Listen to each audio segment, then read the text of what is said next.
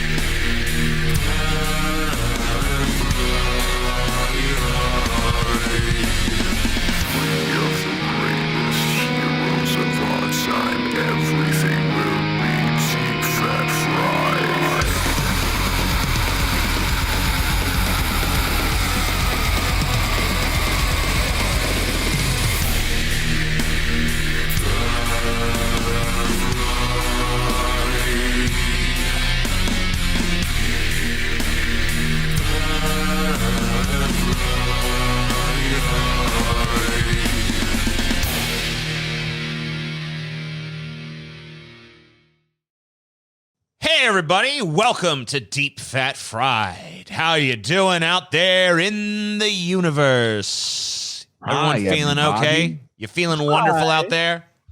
Good. I'm feeling like Dr. Nick from The Simpsons. Hi, Dr. Nick. Hi, everybody. Hi, Dr. Nick. You know how I feel, TJ? How do you feel, Scotty? Let me show you how I feel. Show me how you feel. What the fuck? This is how I feel inside, TJ. Okay. Am I not beautiful?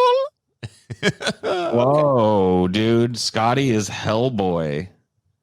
Yes, that's right, Paul. I'm Hellboy. To prove that you're not just wearing a mask, can you go full blown hell mode and make your horns grow back and go full like Rosh Al Tama or whatever it was? I'm trying to maintain my form.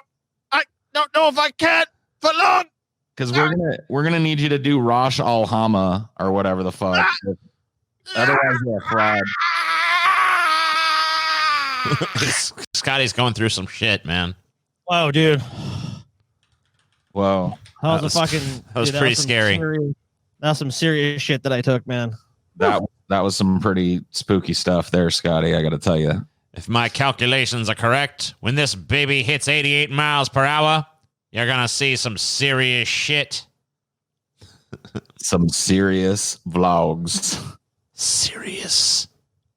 There's I watched? All right, go ahead. Get some serious vlogs, TJ. Vlogs. You know what I watched last night was I don't know if you guys have ever seen this. No, I haven't seen Corpse Midget. I don't even know if is Corpse Midget still alive. I don't even know. Is Corpse? I don't know. Corpse Midget. Serious vlogs. Whoa, Paul. The background behind you is like red and shit.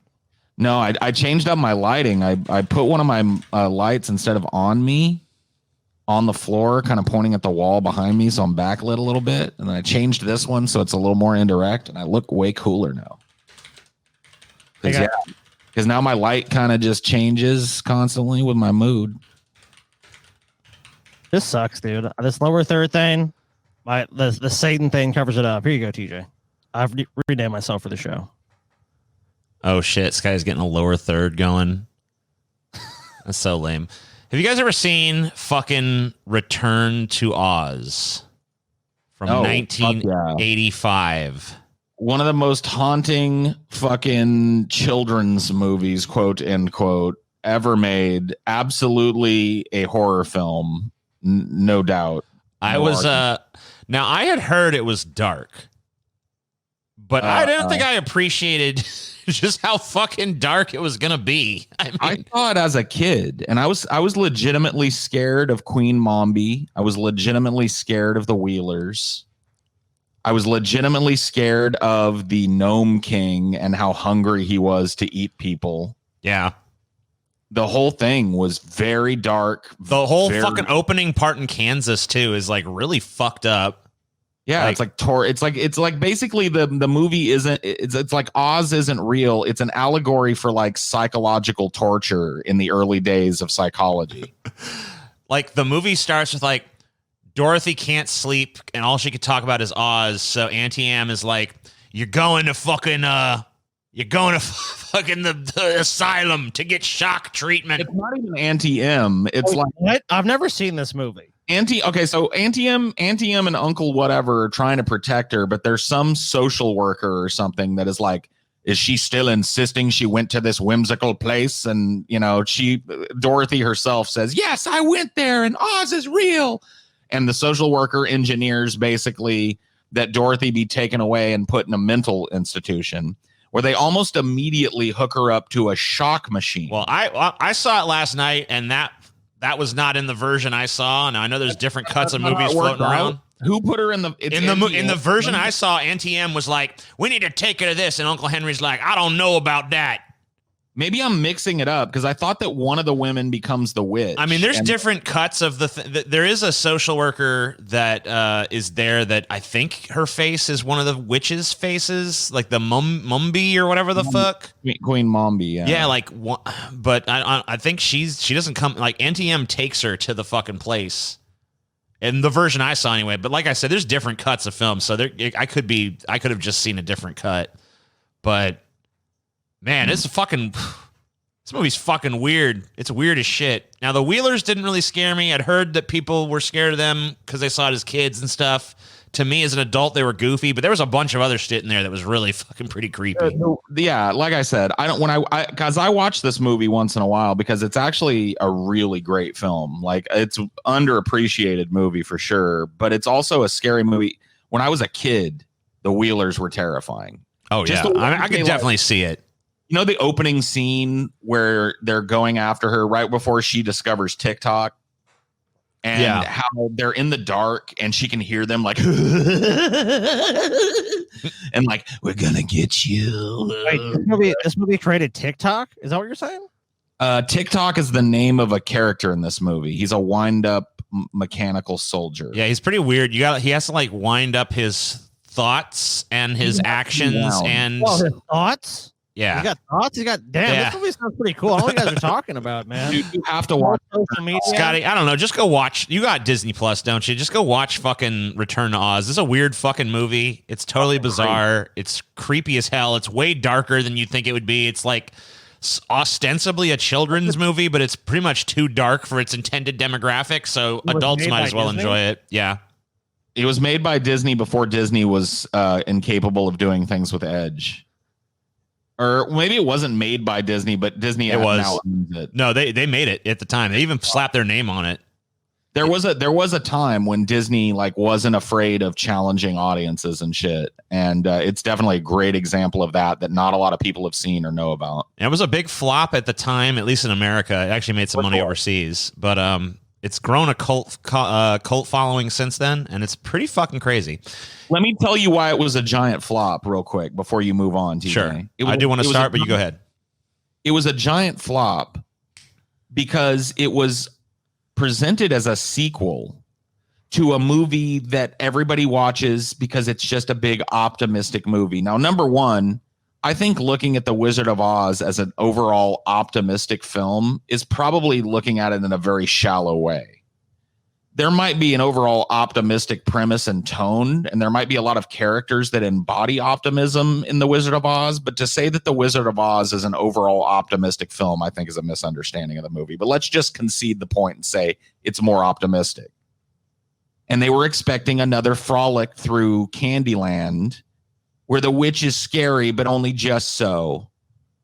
And this, that, and the other thing. And they got a dark fairy tale that was talked about something that was more modern and a social ill. and kind of wove a way darker, almost Tim Burton-esque tale. I know I don't think he had a hand in any of the movie, but you definitely see that sort of like early Tim Burton edge in the movie, though. Even though he had nothing to do with it. Mombi was the scariest thing in the film to me. I wasn't the scariest shit in the movie was definitely Queen Mombi. So Scotty, Scotty, I know you haven't seen this, but basically her deal is, I guess, I don't know. Do you think you actually ever watch it, Scotty? Who knows? All right. Well, I'm just going to spoil it then. And I guess for the audience too, spoilers. Queen Mombi basically has a gallery of heads that she's stolen from people that she alternates between depending on the needs of the moment. And she's like this headless witch that will, I'm gonna have to deal with this situation. I'm going to remove head number 17 and put on head number, 22 or whatever. So like if she's dealing with children, she's got like a really nice, soft spoken head that she uses, and she's like, "Oh, it's okay. I don't mean you any harm." And then she's got an original head. She's got her original head locked away somewhere that she puts on when the gloves really have to come off. You know what I mean? Yeah. In locker 31, I believe it was. She's the hideous bitch. Yeah. Anyway, it's a fucked up movie, but that's not what we're here to talk about. We're here to talk about that which is unfinished. And we'll start with films, actually. So there is an unfinished Marilyn Monroe movie called Something's Gotta Give. Something's gotta give. It's sexsational. An uproarious comedy of marital errors with wild and uninhibited frivolity. This was eventually remade with Jack Nicholson, if I'm not mistaken. Maybe. I don't know. This movie is sexational. If I'm not stepping on your toes, you go ahead and I'm going to look it up. Okay. Something's Gotta Give is an unfinished 1962 American film starring Dean Martin and Marilyn Monroe. Ellen Arden, Monroe, a photographer and mother of 2 small children, has been declared legally dead, having been lost at sea in the Pacific. Her husband, Nick Martin, has remarried. He and his new wife, Bianca, played by Sid Charisse, are on their honeymoon when Ellen, rescued from an island where she had been stranded for 5 years, returns home. Hijinks soon ensue, with Ellen pretending to be a foreign woman named Ingrid Tick and Nick attempting to keep the truth from his new wife. So I found the fucking poster for the Jack Nicholson remake of this. Cool. And I saw this at a drive-in movie theater because it was before another movie that came out at the time that I wanted to see. I bet if we looked at the movies that were out around the time this fucking 2003 Something's Gotta Give came out, I can remember what it was shown with. But yeah, it's the same plot. Something's Gotta Give. Something's Gotta Give with Jack Nicholson and Frances McDormand. I don't know. And Keanu Reeves as the young guy who's getting cucked. Here's this. During production of the film, which started on April 23rd, 1962, Monroe was suffering from fever, headaches, sinusitis, and bronchitis. She would rarely show up to the set due to this, and production ended up being 10 days behind schedule. Monroe grew increasingly frustrated due to the script constantly being rewritten overnight, making an already sick Monroe to memorize new lines. So there are a lot of people who will tell you that this sinusitis and bronchitis was just like drug addiction. Yeah. And likely was in a lot of cases. I'm not saying she didn't have allergies and didn't get the occasional case of bronchitis or something, but for Marilyn, especially at this point in her career, she was. It's pretty well documented that she had a drug problem. Yeah. Oh yeah, for sure. It's. I don't want to go too far afield because I know you probably pulled a lot, but it's kind of like I watched this sort of thing happen to a public figure on the Howard Stern show, Artie Lang. Yeah. So Artie Lang, all throughout his life, before he was ever part of the show, struggled with cocaine and heroin addiction. But it reached a point on the show where it became incredibly apparent, and he started quote unquote calling in sick. I got this sinus thing. Yeah, I can't come into work today. I'm gonna stay home and sleep it off. But what it really was, you know, Artie was snorting fucking heroin and cocaine as fast as he could. And he's a guy that I think we looked at him on a show at one point.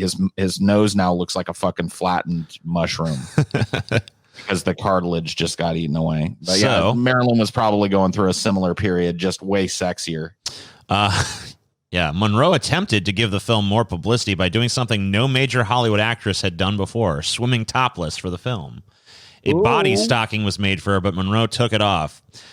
She only wore a small flesh-covered bikini bottom to give the illustration of being completely naked, the illusion of being completely naked for the film. After filming the scene, Monroe had photographers take photos of her at the pool booth with and without the bikini bottom.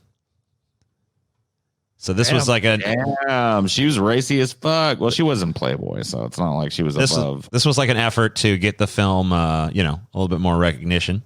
And right at the time, too, when using this kind of super overt sexuality was starting to become okay. Right. And I mean, this is 1962. So like, this is still really risque for the time. This is like, we're still time, but it was also at the cusp of the sexual liberation. Right. It's at the cusp, though. The 50s had not quite letting go of their stranglehold on the, moral values and decency and all the bullshit. Definitely wouldn't have been popular 10 years or wouldn't have been possible 10 years earlier. On June 8th, 1962, Monroe was fired from the film due to missing a day on set again due to having a fever over 100 degrees and severe sinusitis. Dean Martin was angered by Monroe's firing and refused to finish the film without her. The studio relented and rehired her, even agreeing to pay her more than her previous salary. The film was set to continue filming in October. However, no more work was done after Monroe's death on August 4th, 1962, due to a barbiturate overdose. Dude, Dean Martin is another great person that is indicative of the type of change that we're talking that happened in the mid-'60s that was facilitated by people in the early 60s, like Dean Martin and fucking Old Blue Eyes. Yep. Oh, the Rat Pack, dude. Yeah. They were a different kind of celebrity in America at the time, because up until that time, celebrities were like Cary Grant. They were very clean cut. Now, they might have been like womanizers or something, but that was expected. Yeah. She's a saucy lady. Look at the slit on that dress, boys. Wowza. That's but ultimately there was a decorum. And then like the Rat Pack came along and that was out the fucking window, dude. All right. Turn off your cams, boys. Yep. Off they go. Turn them off. Turn off the fucking cams, you fucking cocksuckers. I hope it's more of these games. Let's watch a little bit of the footage that survives. There's a particular piece of footage I think might interest you guys.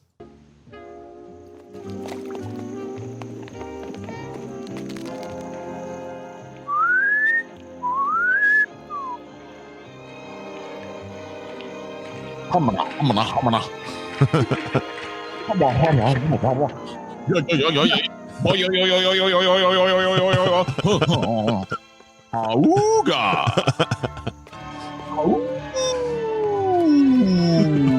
is that dude walking away? That guy sucks. Yowza. Hello, nurse. So yeah, that movie would have been awesome. Marilyn Monroe really was fucking. Why that dude would have walked away? She was super hot. I mean, she was ridiculously fucking hot. I think it kind of gets lost because like she's so notorious for being hot that you almost forget how hot she actually is. This is true, by the way, of so many women from this fucking era. I go back and watch a lot of Hitchcock films. You know? You take different angles sometimes. And I had that realization when I was watching Vertigo. I can't remember the name of the lead lady in Vertigo, but I was like, that woman is fucking beautiful. Just fucking like not just like hot. Yeah. And not like even like supermodel beautiful, because that's a different kind of beauty. That's like an ethereal beauty. She is like the ultimate girl next door hot. Yeah. That's what Marilyn Monroe is. And that's what this chick, I can't remember what her fucking name is. Rita Hayworth? No. No, she wasn't in fucking. It's Kim Novak, right? Kim Novak. Oh my fucking God, she's beautiful in that movie. She plays a dual role. Well, kind of a dual role. She plays somebody that gets amnesia and forgets who she was and all this other shit. But like, it's kind of a dual role. But she's so hot as both. You know what I mean? I was watching that movie the last time and going, God damn. They don't make them like that no mo. That classic beauty. And then the dudes are all like these like fucking square jawed looking like, it's like, what happened?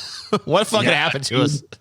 Like, I got to be honest with you. A lot of that was based on like gender tropes and shit. Sure. But I'm talking like there are women like I'm not one of these guys that looks at Marilyn Monroe and Rita Hayworth and fucking Kim Novak and goes like, oh my God, dude, they're never going to make beauties like that again. They just don't make, there are beautiful women in this world. They're just not elevated like they used to be. Yeah.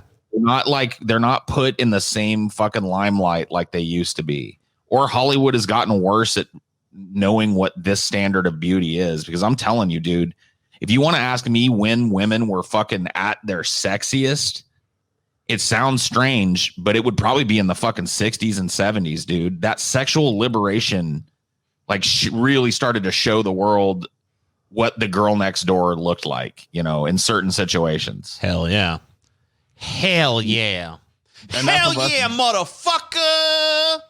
Enough of us misogynistically drooling. All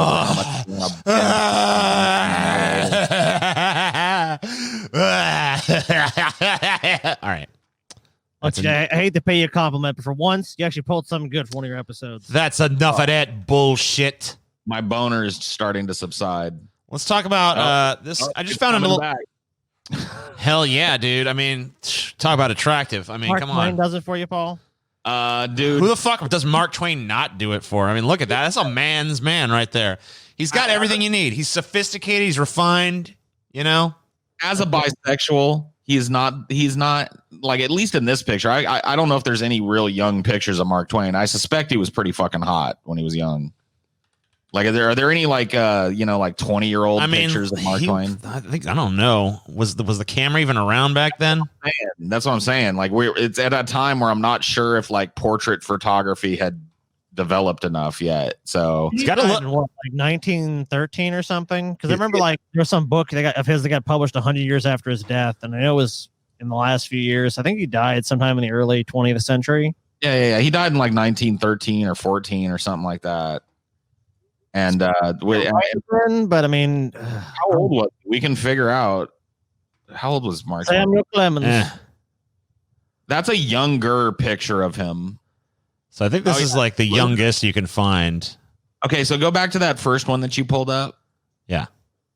Dude, look at that square ass fucking jaw, dude. Yeah. The mustache is kind of an, oh my God. Oh my fucking God, dude. Yeah. So here's the deal. Under normal circumstances, as a bisexual dude, I'm not attracted to like dudes that are this old and shit. He's not a particularly unattractive old man, but I probably wouldn't just fuck an old man if he walked up to me like this. But it's Mark Twain, dude. If it was Mark Twain, he could booty blast me. I'll booty blast him. You want a top? You want a bottom? How you want to do this, bro? Let's do it. Mark motherfucking Twain in the house, bitch. I can't remember who it was that I did. Oh, it was Marilyn Monroe. Where I said, if you get the chance to fuck Marilyn Monroe, you do it. It's the same thing with Mark Twain. Absolutely. So this is just a little list of 10 famous authors and their unfinished manuscripts. This is books that never were, basically. Okay. So Vladimir Nabokov, author of Lolita, I believe. This is The Origin of Laura. Before he died in 1977, Vladimir Nabokov left behind an unfinished manuscript for a book he tentatively titled The Origin of Laura. In 138 index cards, the book told the story of an unnamed man. The original. Sorry, what's that? The original. Of Laura? I guess. Sorry, I kept saying origin, but it says original, which doesn't make sense, so that's probably why I kept saying the other thing. The book told the story of an unnamed man of letters and a nubile 24-year-old, as The Guardian put it.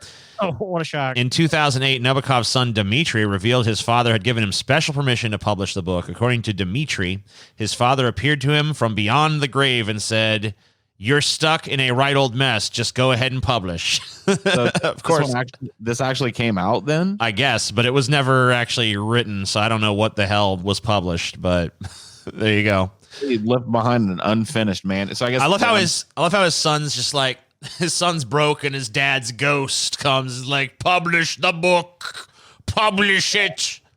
I won't lie and claim I've only read Lolita.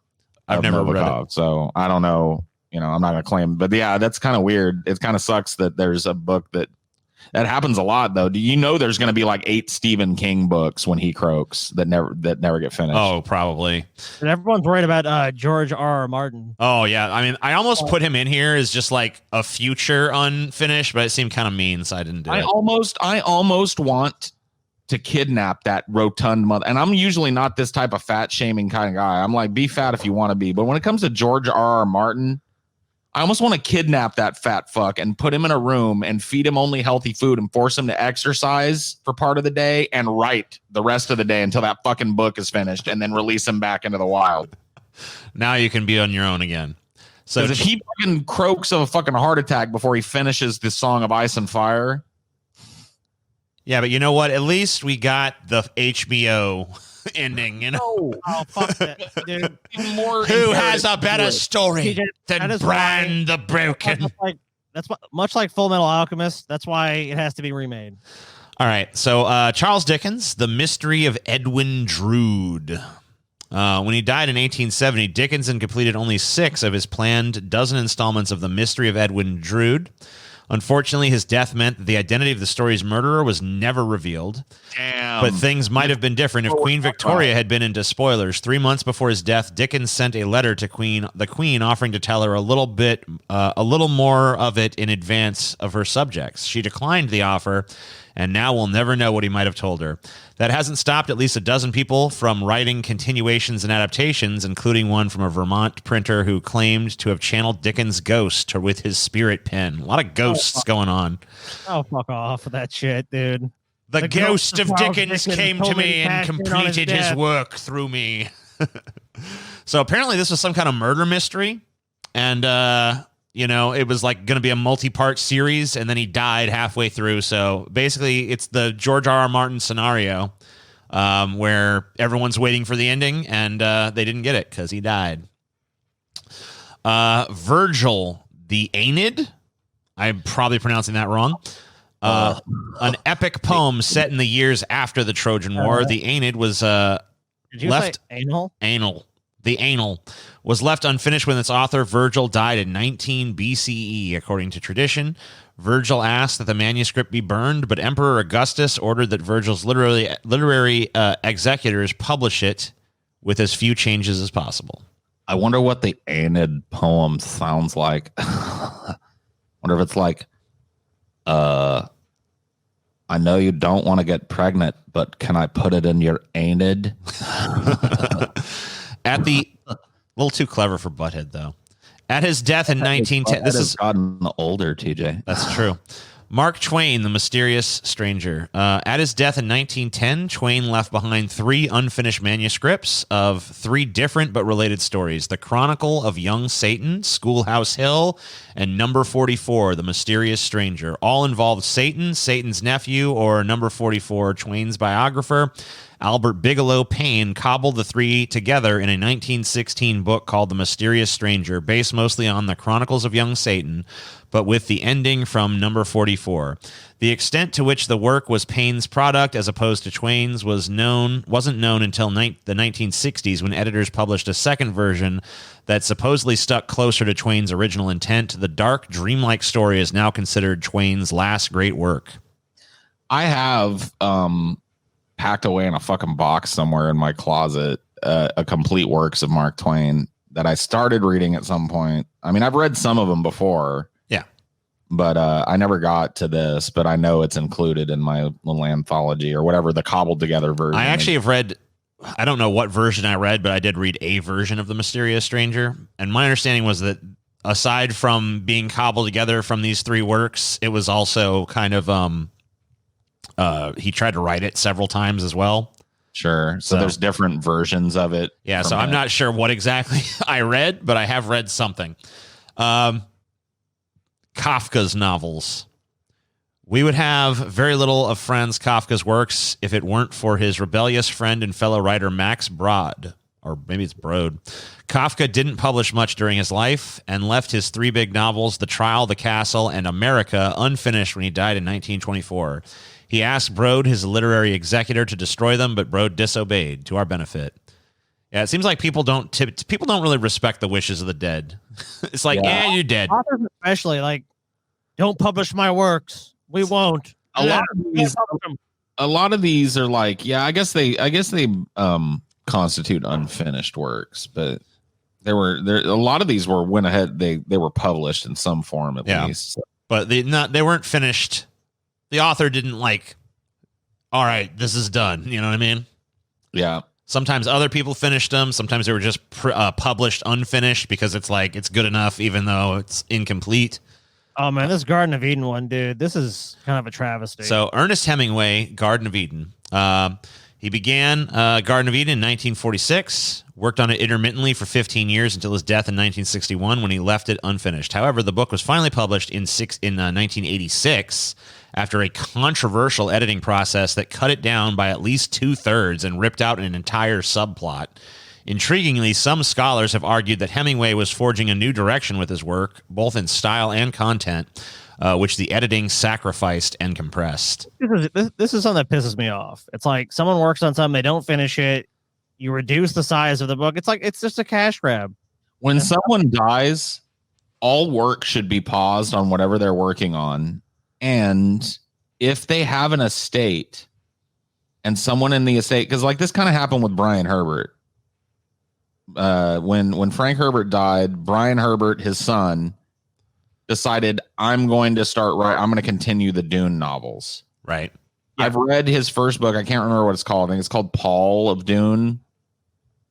And it's just not good. Like he doesn't write as well as his father does. It's a solid attempt. And like a lot of Dune fans, like rabid Dune fans, read them and go like, look, it's like extended universe stuff. And sure.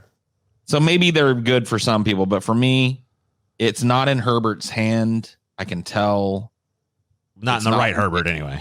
The vision, while you can tell that Brian is trying to be very reverent to his father's vision of the universe, it's not Frank's vision. It's Brian's vision. You can just tell. It's his interpretation of it. Right. And I'm fine with that because I can choose to ignore that, and which I do, by the way. I don't really read or think about the extended universe Dune novels. After Frank died, after Chapter House, and he stopped writing on Dune, there's that. Now there is rumor that he was working on a Dune novel that was never released. I don't know if maybe it'll be in this list, so maybe I'm jumping the gun, but I've never seen hide nor hair of any of that manuscript. So maybe that some of that appears in Paul of Dune. I don't know. So Truman Capote, pretty much the creator of the true crime book with In Cold Blood, supposed to write a book called Answered Prayers. Now he signed the contract about 2 weeks before In Cold Blood even hit, store shelves and was a huge, huge hit. In 1971, during an appearance on the Dick Cavett show, Capote referred to it as his posthumous novel, saying, either I'm going to kill it or it's going to kill me. So 4 chapters of the book were finally published in Esquire in 1975 and 76 with disastrous results. The book was a thinly veiled account of the lifestyles of the rich and famous, many of whom were Capote's friends. Stunned after recognizing themselves in the chapters, most of Capote's friends abandoned him, sending the writer into a depressive spiral of drugs and alcohol from which some say he never recovered. The book's remaining chapters are something of a mystery. They may still be languishing in a safe deposit box somewhere. Others think they may have never existed, despite all of Capote's talk. Nevertheless, 3 of the chapters from Esquire were published in book form in 1987, 3 years after Capote died, under the title Answered Prayers, the Unfinished Novel. Critics weren't kind. One said it was never finished because it wasn't going anywhere. So I don't want to be the actually guy. Actually.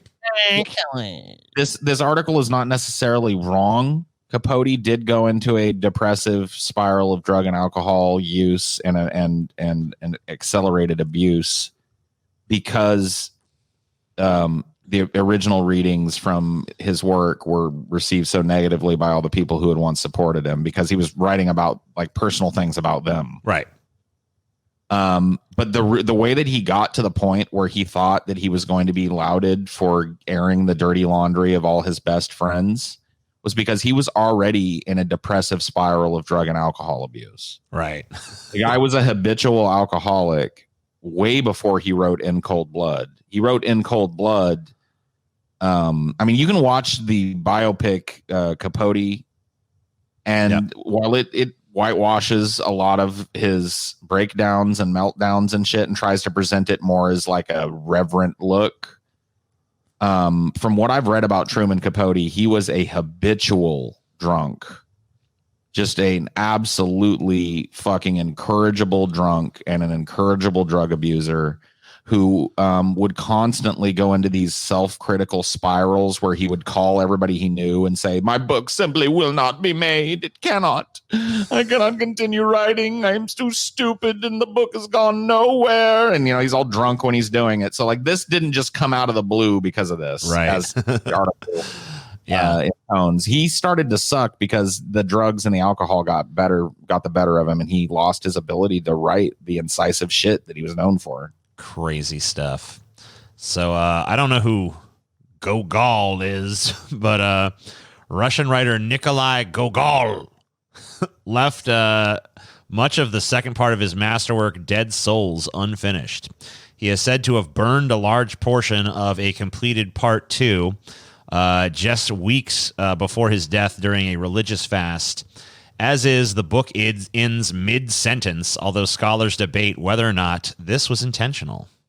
So that the burning of his shit a couple of days before his death sounds just like lore. Could be. It's more than likely he just died before like either while he was writing or before he finished that sentence. He was agonizing. The client say he wasn't able to finish it. Something like that. I've never heard of this dude, but I wonder if the song, because I know I've heard of Dead Souls, so I know that they released, you know, a bunch of it. Yeah. Well, it said that part 2 is the one that wasn't finished, so I guess part 1 was finished. Sure. I wonder if that, you guys know that 9 Inch Nails song, Dead Souls? Doesn't ring a bell, but it was off the Crow soundtrack. It's okay. Take these dreams away. Yeah. Yeah, I gotcha. I wonder if that was inspired by it. I've never read Dead Souls, so I guess I wouldn't know. Could be. This is kind of an aside, but we've never shied away from those on this show. But another example I can think of a book being burned. I don't know if have you guys ever read the the original like Dr. Jekyll and Mr. Hyde, like the strange case of Dr. Jekyll and Mr. Hyde by I have not. Robert Louis Stevenson. It's a pretty good book. I've heard it's good. I've always wanted to read it, but I just never found the occasion. It's pretty crazy. But apparently the book that was released is not the first time he wrote the book. So what happened was he actually, and this could be once again, legend or whatever, or like a selling tactic or something like that. But it's said that he wrote the book, showed it to his wife. She was so horrified by its contents that she was way. Like, it was just like too much. Like, he went fucking crazy. And because if you read The Strange Case of Dr. Jekyll and Mr. Hyde, like Mr. Hyde's pretty fucked up. Yeah. But apparently in the original version, he was like, it was way darker. Way more depraved. Yeah. And apparently she was just like disgusted and horrified. And so he burned the original manuscript and rewrote it. That's so sad. I know. I did not know that. Yeah, so apparently the version that exists now is perhaps a watered down version. Now, marketing was a thing even back then, so it's possible that that's just a story that he thought would sell more books. But I think if you really wanted to sell more books with that, though, you would say that this was the version that made your wife cry. It actually says, I like the story. His wife actually is the one that's supposed to have burned the book. Oh, she burned it? I always heard that he had burned it. But Let's see here. It says one of the most enduring mysteries of English literature was solved last night when it emerged that the first impassioned draft of Robert Louis Stevenson's Dr. Jekyll and Mr. Hyde was destroyed by the author's wife. oh, okay. Annie Stevenson burned it after dismissing it to a friend as this sounds very fucking British. A choir full of utter nonsense. She said of what became the world's most admired and profound horror story. He said it was his greatest work. I shall burn it after I show it to you. Damn. And it says Stevenson, an invalid, almost deranged by tuberculosis and the effects of medicinal cocaine, had to spend the next 3 days feverishly rewriting and redrafting the 30,000 word story by hand. Damn. What a bitch. That is a travesty and a fucking example of too much pussy power in a relationship. Oh, yeah. He was getting simped. Because can you imagine the depraved Dr. Jekyll and Mr. Hyde being found? Like maybe he just said he burned it, but maybe it'll turn up someday. Maybe. Wouldn't that be great? Yeah. Well, Fanny burned it. Blame Fanny. Fucking Fanny. What a bitch. Don't trust no bitch with no manuscript. More misogyny, sorry. So you got two more. Robert Musil, the man without qualities. I have not heard of this either, but we'll look at it. One of the most important European novels of the 20th century was left unfinished by its author, Austrian Robert Musil. At his death in 1942, Musil worked on a 3-volume story of ideas, which takes place in Vienna at the onset of World War I. For more than 20 years, eventually producing a manuscript that stretched close to 2,000 pages. 2 of the volumes were published in the 1930s, and the last volume was published posthumously with the help of Musil's wife, Martha. See, that's a good wife. She helps publish your shit. She doesn't burn it when you fucking give it to her. Though it brought Musil little attention during his lifetime, it's now considered a key work of literary modernism. Not by me. Never heard of it, but good for him. I wish I could go back in time. I wish Bill and Ted could go back in time and go like, Robert Louis Stevenson, my dude, listen to us. This woman that you have married, though I do not doubt that you love her very much, dude. She is no good for you, man. She's bogus. Like, Yeah, she's bogus. yeah, Bill, it's totally bogus the way that she takes your work and like diminishes it and stuff. Whoa, Ted. That was deep. Or whatever the fuck. Like, It's beautiful. I love it. Bill and Ted do cocaine with Robert Louis Stevenson. Jeffrey I love how Scotty's Chaucer. vision. I'm sorry to interrupt you, but It always involves cocaine. What are you gonna I do? love how Scotty's visions for movies always involve the story devolving into somebody taking as many drugs as possible and going on a fucking rampage. It works. I actually Stick to what works, man. Now look, the movie Total Recall. I can't get into it now, but I actually have a remake idea that's Is it called Total Snort All? no, it's actually different. Okay, It all right. Involves dinosaurs. Are they snorting cocaine? No, Okay, all right. I'm just wondering. there's no mention of cocaine. I mean, that could be worked in the script, of course, but no. What about an alien subplot? I Dude, can't say more right now. I just came up with the fucking lamest joke ever, but I'm not going to even say it. It's too lame for me to even say. All right.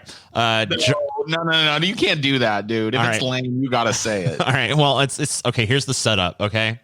Okay. They're making a sequel, right? Yeah. And in the sequel, I don't even know how the fuck. All right. So Arnold Schwarzenegger's he lost both of his balls, right?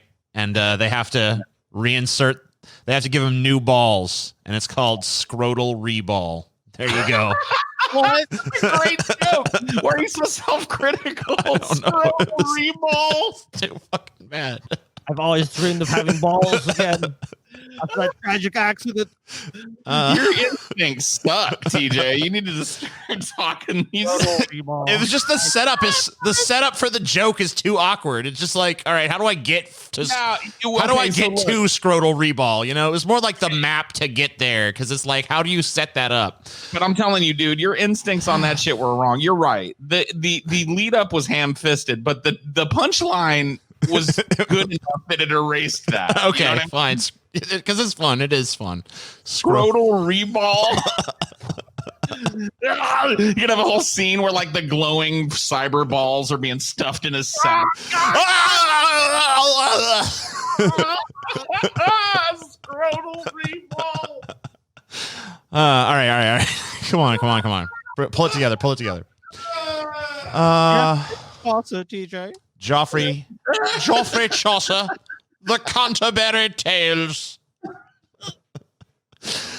Chaucer worked on the Canterbury Tales for 25 years until his death in 1400. Although it already contains more than 20 tales supposedly told by pilgrims conducting a storytelling contest while on their way to Canterbury Cathedral, Chaucer originally planned the work to be much longer. The incomplete nature of the tales led other medieval authors to try and finish what Chaucer started, although he undoubtedly would have won any storytelling contest himself. So there you go. Those are books that never were. Or, at least not in the form that they were supposed to be. And all I care about is I'm looking to downsize and I can buy a 5-room DIY cabin on Amazon for less than $30. Oh, hell yeah. Look at that. That's nice. Here you go, guys. That Chaucer thing was a tragedy. Yeah. Only completed 20 of the Canterbury Tales. I had to mute up. And finish my fucking giggle fit because nobody was going to hear the Canterbury Tale, dude. Yeah. The most famous of the Canterbury Tales, by the way, Scrotal Reball. I was gonna just say, as long as nobody says it again, we're good. Okay. So this is no, TJ. Before you say it, I know what this is. You know what this is? Go ahead. Yes. Everybody, and I'm no Russian historian, but everybody worth their salt knows the story of Nebepkin Besofgabin Sebig Aptapoptabab. Yeah. Okay. Uh-huh. Hell yeah. I started learning about this in kindergarten, so maybe you better turn it over to me if you didn't get that education. Go ahead, Paul. Yeah, you everything that there is to know. You take it from here, Paul. Hold on, TJ. This. I'm not done. Quit talking over me, TJ. I know everything there is to know about Nebep bin Besesaho Ehibnin Sebeya Apksnetektopop. Yeah. Tektopop. Affectionately referred to as Pob. Yeah, Pob for short. Yeah, Pob, obviously. But I wanted to show you that I'm familiar enough that I can pronounce what you're about to talk about, TJ. So if you think you're going to be teaching me a thing, you have another think coming. First thing that I want to point out, Paul, is this came out in 1937, I think. Yes, the great year of 1937. I believe, wasn't that, didn't it come out in Moskva? Oh, yeah. I believe that's, was it Moscow? Is it Moscow? Moskva. No, you plebeian who knows nothing of the Russian people. That is not how they say Moscow. Oh, okay. In the autumnal suppressive month that is not entertained anywhere else in the world but Russia, of Moskva. But you wouldn't know that, of course. Anyway, TJ, go ahead and elucidate the rest of these people, but just know that... Yes, of course. I'm well equipped already. Down in the West Russian town of Moskva. No, this is the Palace of the Soviets. It was a project that to construct an administrative center and Congress Hall in Moscow, Russia. The Congress of the Soviets officially established the Soviet Union on December 1922. Sergei Kirov, a Soviet politician and Bolshevik revolutionary, suggested building Congress a royal palace on the sites of palaces once owned by bankers, landlords, and tsars. I love it, dude. This is a revolution of the people. So we will tear down their palace and build our own palace for the people. In 1924, following the death of Vladimir Lenin, which resulted in a national campaign to build Lenin memorials across the country. One memorial, the Palace of the Soviets, was to be built on the soon-to-be rubble of the Cathedral of Christ the Savior. It's like, fuck you, Cathedral. We're going to build the Palace of the Soviets. I mean, I have a hard time crying about organized religion. So then... I know that this was a dark time for the Russian people, but I'm all for the destruction of a church. Well, in 1931, Joseph Stalin made your wishes come true when he ordered the destruction of the Cathedral of Christ the Savior, which coincided with the USSR's official state atheism. On December 5th, 1931, the cathedral was dynamited and reduced to rubble. It took more than a year to remove all the debris. Here it is getting fucking blown the fuck out. There are people I know. Oh, yeah. Christ the fucking Savior Cathedral, BTFO'd. Dude, there are people that will pearl clutch about this and go like, oh, think of the beautiful history that was lost when this tyrant took over and destroyed religious freedom. And I'm just like, yeah, you know, I'll give you that. But it was a church and he blew it up and established state atheism. So that's always going to be cool in a vacuum. So eat a pig. Eat a pig. That's not to say that the Soviet Union didn't have its large and massive share of problems. Right. I ain't supporting any of the fucking issues, but I'm just saying in a vacuum, blowing up the last church. In the gulags, but I ain't crying over a fucking church being destroyed. Sorry. Yep. I got other woes on my mind. You know what I mean? Whoa. This would have been this would have been epic if this had actually happened. So the palace was to have a modernistic buttressed tiers to support a gigantic statue of Lenin perched on top of a dome with his arm raised in the air. It was planned to be taller than the Eiffel Tower. If built, it would have become the world's tallest structure at the time. Construction was soon halted due to lack of funds, flooding of the nearby Moskva River, and the outbreak of a little thing called World War II. Dude, this is straight up Isengard, but with a giant statue of Saruman on top of it. This building would have been the most epic fucking thing ever constructed. I mean, if this had actually been built, world, are you kidding me? Like, I mean, yeah, however you feel about communism, I mean, like, but just the structure itself, I mean, that's fucking massive. That's like something like the Roman Empire would have built on steroids, dude. Oh yeah. So the lower level steel frames were already erected for the project, but later removed to fortify Moscow's defenses during World War II and to build railroad bridges. So they actually laid down some foundation for this thing, but eventually had to. They couldn't afford to waste steel on something like that. They had to, actually use it for their fucking war effort. So this stuff was all removed and, damn, that's a shame. Applied towards fighting, a huge, obviously the World War II was crazy war. War. What is it good for? So in 1958, the palace's foundations were cleared of leftover rubble and converted into a giant swimming pool known as the Moskva Pool. Well, here it says 1985. Pretty fucking cool. Was it 1985? I said 1958. Oh yeah, it must have been. Maybe I fucking. Yeah, I think I. Motherfucker, TJ. I think I fucked it up. Or no. This is just. No. The pool was built in 1958. This is just happens to be from 1985. This picture is from. It's just confusing because the image on the bottom. Gotcha. Yeah, but this just happens to be a picture of it in 85. It was actually built in 58, which is kind of that's a pretty downgrade. That's a pretty big downgrade. Like, we were going to build this giant fucking building taller than the fucking tallest building on earth with a statue of Lenin fucking 50,000 feet in the air. And it's like, or a swimming pool might be good. How about a nice swimming pool? So yeah, they built a swimming pool. The swimming pool remained there from 1958 to 1994.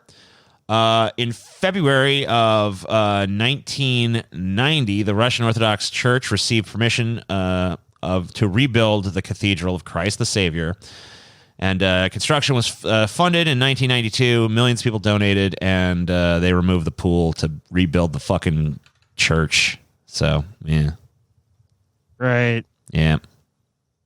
Religion wins again. So in 1995, construction of the cathedral began On August 19th, 2000, the cathedral was consecrated, and here it is. Fucking whatever. Yeah. So the lame-ass, stupid church came back, and, yep. Whoop-de-doo. Yeah. Sorry for the sad ending on that one. Oh. Man, it sucks. Went from having a shitty church to like, maybe we're going to build this awesome building to like, all right, we can't really do that. So let's build a swimming pool too. Yeah, let's rebuild the church. It's like, fuck, man. Boo.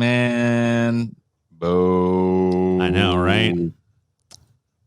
Pretty disheartening. Bad move. Get out of here. Enough churches in the world anyway. If you didn't close that, you could have gotten a 20% off coupon code today. I know, right? So here's five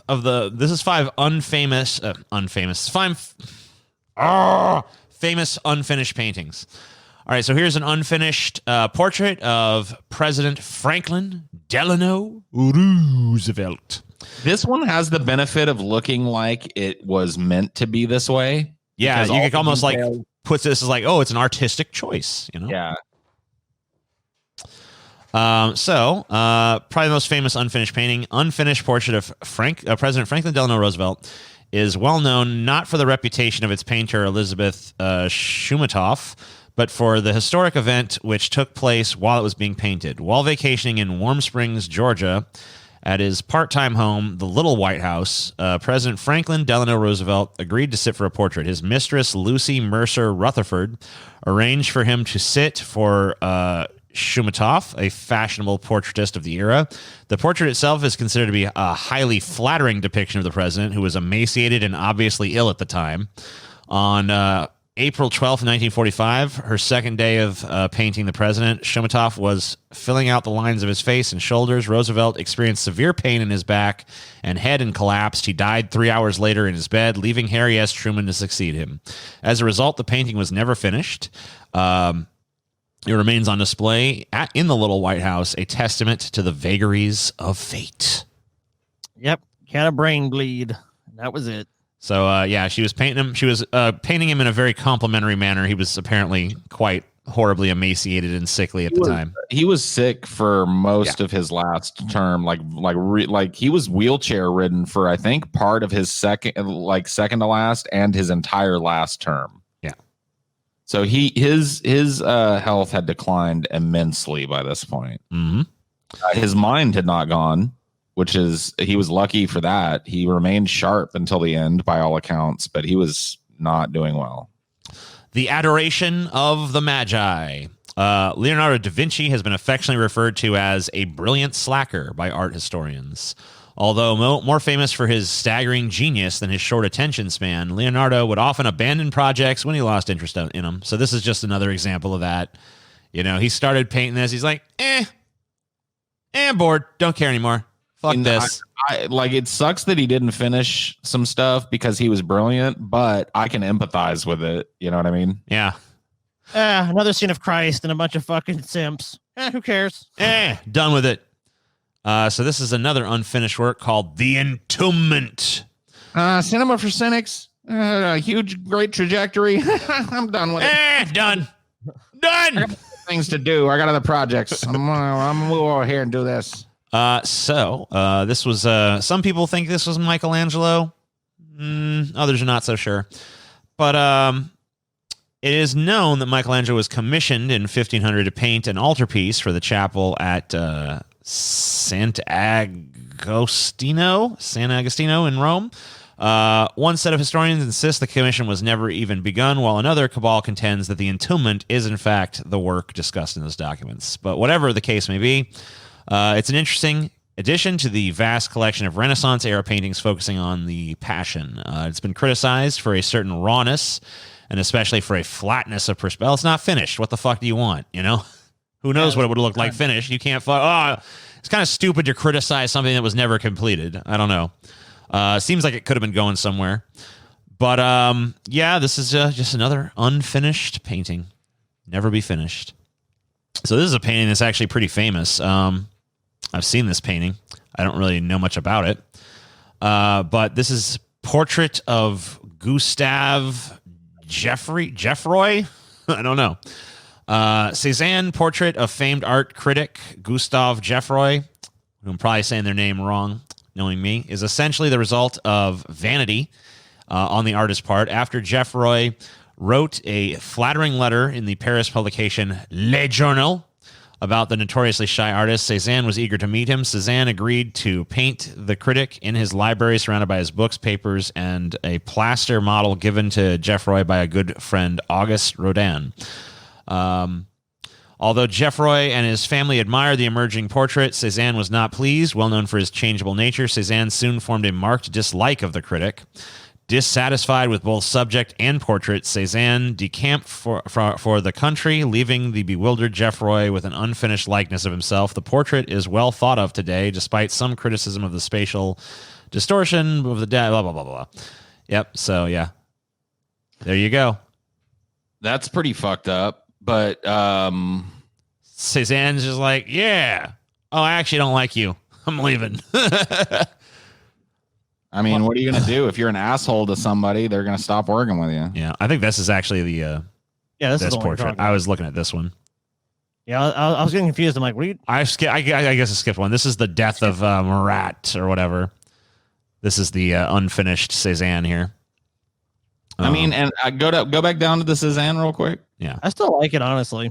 It's still cool. Honestly, you can tell that it was painted, like it was in process of being painted by a very skilled hand, because it works as a less realism based work and more I don't know what you'd call it. I'm not an art snob, but I know there's a name for this kind of portraiture where Dude, if someone had realism, but it's, reminiscent. painted this for me and it was like halfway through and it looked about that good and like, I'm done, you're a moron. I still have like, it's still cool. Dude, if somebody did an oil painting of me and that was their finished product, I'd be like, damn, sweet. So Cézanne, maybe, I guess that guy could paint, huh? Yeah, guess so. So this is the death of Marat here. Marat's dead. TJ is known not for the artist's fame, but for the historical events that surrounded its creation. Like the life of slain revolutionary leader Jean-Paul Marat, the background was unfinished.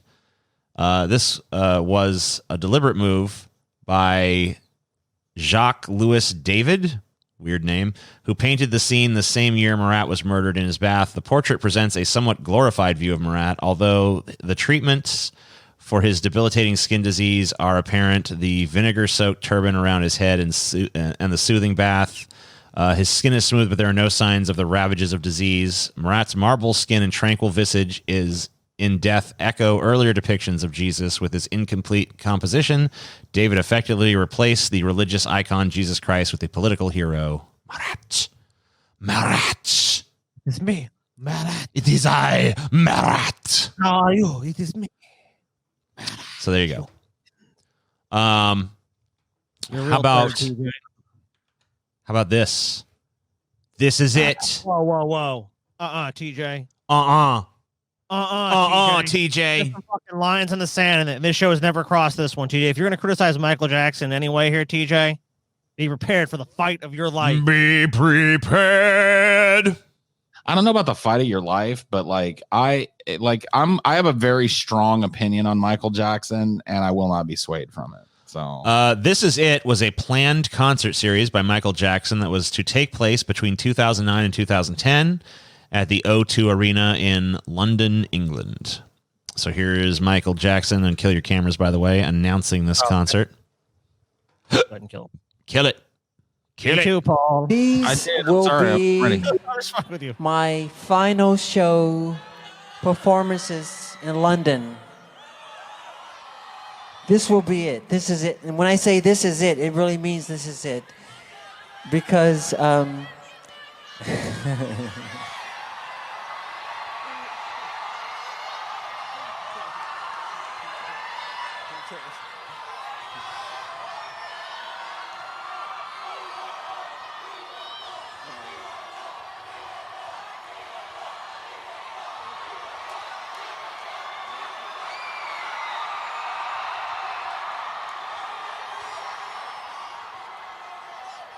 I'll be performing the songs my fans want to hear.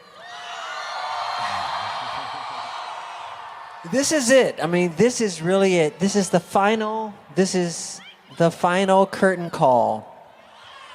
Okay? And I'll see you in July.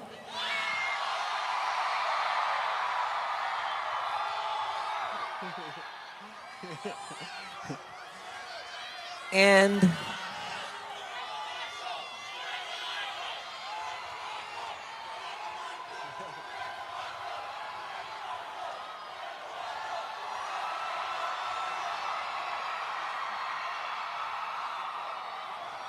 I love you.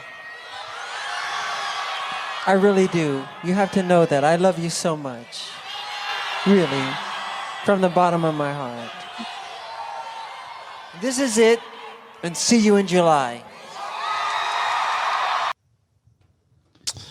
And as we all know, he saw them in July, and it was a fun great old time. It was the most epic concert that ever happened. Oh, wait. Still talking The about concerts were canceled after Michael Jackson's death on June 25th, 2009. He died of acute propofol and benzodiazepine intoxication. Yeah, he basically, the doctor put him to sleep. In preparation for the concert series, Jackson had been collaborating with figures including fashion designer Christine Audigier, choreographer Kenny Ortega, and bodybuilder Lou Ferrigno. Michael Jackson's website allowed fans to register for a pre-sale draw. However, the website was not able to handle the amount of traffic as it received over 16,000 applicants every second. Jackson was set to break the record for most concerts held at a single venue, which was set by Prince. So he was just like, the demand for these tickets was insane. He was basically like, this is the picture of the stadium that he was going to do this in. Yes. He was basically going to own this venue for a year. Yeah. And be basically the only act that booked it for an entire year and do show after show after show. People were going to come for all over. Like when this was announced, I remember, like, what year was this, TJ? This was in the year 2009. Yeah. So I remember having a conversation with my ex-wife about the feasibility of us making a trip to London to see one of these shows when it was announced. Now, I didn't know at the time that they were basically sold out in a minute. Like pretty much every date for this show sold out in a few days. Well, dude, I'm reading here. Only 10 concerts initially. When he announced that they were announced, they had to add 40 more. Yeah, that was what happened. They sold out the 10 concerts almost immediately. Then he added another 10 and they sold out immediately. And they got to 40 and those sold out slower. And they finally just went like, okay, Michael can't do any more shows. You know, I don't know if you have. Did you pull a figure how much he would have earned? No, but you can go ahead and drop the bomb. AEG Live estimated the first 10 dates, not all of them we're talking about, alone would have earned Jackson approximately 50 million pounds. Yeah, that's okay. So that's the original deal.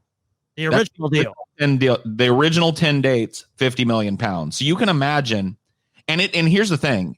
When you're talking about a star like Michael Jackson, which doesn't exist anymore, by the way, I was talking about this on Ideology last night. No, there's no modern day Michael Jackson. Setting aside the controversy and shit, which I can do, and if you can't do it, go fuck yourself and circle jerk about how he was a horrible person because you know something everybody else doesn't know for a fact. But for now, setting that aside, when you're talking about his celebrity when he was alive, right?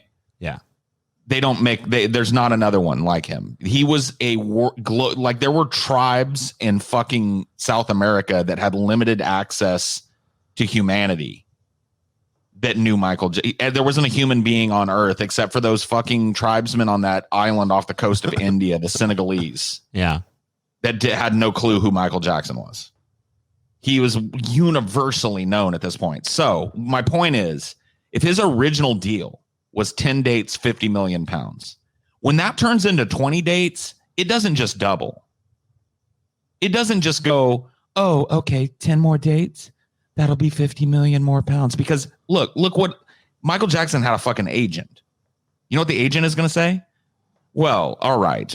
Michael is perfectly willing to do another 10 dates, but the hardship on his body. There's a reason it's called This Is It. This is Michael's last hurrah. His body is deteriorating, and it would be incredible hardship on Michael's body to do a doubling of these dates.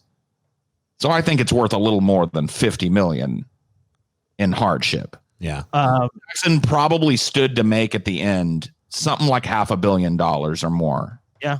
I mean, especially when you consider like we're talking about at least doing 50 dates to this. The demand is that high. So you guys need to listen to this shit. You want to hear about the demand?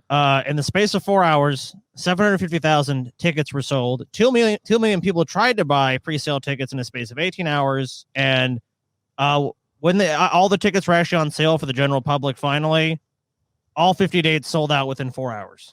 Right. Yeah. So I mean, it's just insane. I mean, like you can't. If you wanted to go, this is one fucking venue. I mean, like you cannot. No one can fucking do this today. No one.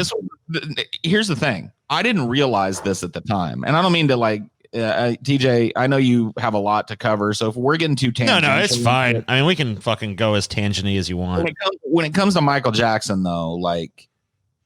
I thought because I had privilege as a kid that I didn't know about until I was an adult. Because when I was a kid during the Bad tour, I was 8 or 9. It was in 88 or 89. I got to see Michael Jackson in LA on the Bad tour. Right.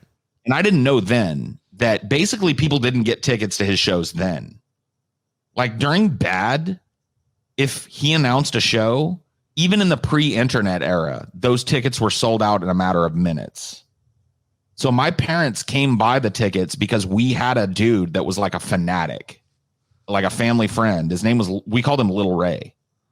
He was a Mexican dude, but he was obsessed with Michael Jackson, and he camped out. Like he knew through the grapevine that Michael was going to announce this tour or this date. And he was there the day before they went on sale at the Ticketmaster at the place at the venue, camped out with a bunch of people, and he got tickets for himself and for my whole family. So me, my little sister, my mom, and my dad. Damn. And we got to go to this. Now, I didn't know for many years what a privilege that was.